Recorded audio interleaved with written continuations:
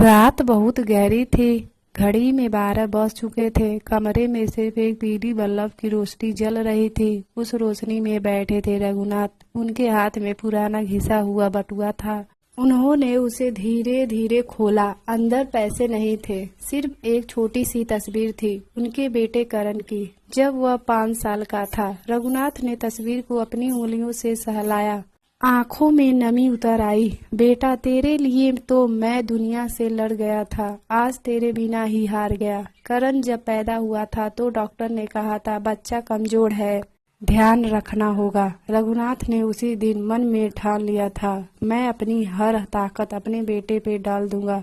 वह सुबह 4 बजे उठते, दूसरों के खेतों में मजदूरी करते, शाम को घर लौटते तो करण को गोद में उठाकर हंसते, कभी थकान चेहरे पर नहीं आने देते। करण की पहली साइकिल, पहला स्कूल बैग, पहली घड़ी, हर चीज के लिए रघुनाथ ने अपनी जरूरतें छोड़ दी। एक बार तो उनकी तबीयत बहुत खराब थी। डॉक्टर ने दवाई लिखी, लेकिन उसी दिन करण की स्कूल फीस जमा करनी थी।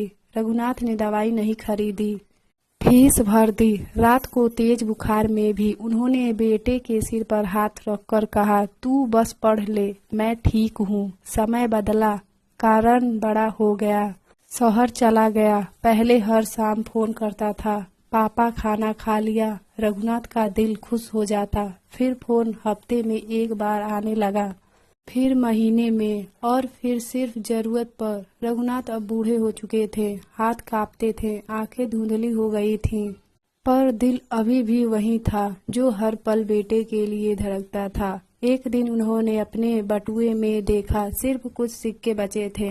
पैसे कम थी, खर्च ज्यादा, फिर भी उन्होंने हर महीने 100-200 रुपए बचाना शुरू किए। क्यों? क्योंकि करण का जन्मदिन आने वाला था। उन्होंने सोचा, इस बार मैं बेटे को कुछ दूंगा अपने हाथों से, जैसे बचपन में देता था। कई महीने तक उन्होंने चाय पी, दवा आधी कर दी, पुराने कपड़े ही पहने। आखिरकार उन्होंने थोड़े पैसे जोड़ ही लिए। वह बाजार गए। धीरे धीरे चलते हुए एक छोटी सी घड़ी देखी, बहुत महंगी नहीं थी। उन्होंने उसे हाथ में लिए, आंखों में चमक आ गई। मेरे करण के लिए ठीक रहेगी। दुकानदार ने पूछा, किसे देना है? रघुनाथ मुस्कुराए, मेरे बेटे को। बड़ा अवसर है, शहर में जन्मदिन का दिन आया है। सुबह से ही रघुनाथ बेचैन थे। उन्होंने नहाकर साफ कुर्ता पहना, घड़ी का डिब्बा सामने रखा, फोन मिलाया, घंटी बजी। हाँ पापा। बेटा, जन्मदिन मुबारक हो। मैंने तेरे लिए। पापा अभी मैं मीटिंग में हूँ, बाद में बात करूँगा। फोन कट गया। रघुनाथ कुछ पल तक चुप बैठे रहे, फिर धीरे से बोले, भगवान तुझे खुश रखे।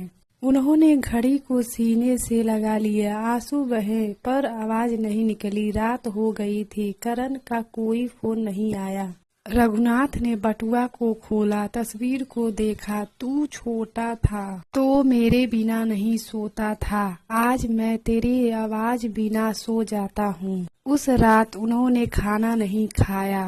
भूख पेट से ज्यादा दिल में थी। कुछ दिन के बाद उनकी तबीयत बिगड़ गई। चक्कर आने लगे, सांस फूलने लगी। पड़ोसी उन्हें अस्पताल ले गए। डॉक्टर ने कहा, कमजोर बहुत है, देखभाल की जरूरत है। करण को खबर दी गई। इस बार फोन उठा, मैं कोशिश करूंगा आने की। रघुनाथ ने यह सुना, बस इतना ही काफी था। उन्होंने धीरे से बटुआ मांगा, तस्वीर को देखा। मैंने तुझे कभी नहीं रोने दिया, आज खुद रो लिया। कोई बात नहीं। उनकी आंखों से आंसू बहने लगे। बटुआ हाथ से छूटकर जमीन पर गिर गया। तस्वीर बाहर आ गई। रघुनाथ की सांसें धीमी हो गईं। 2 दिन बाद करण आया।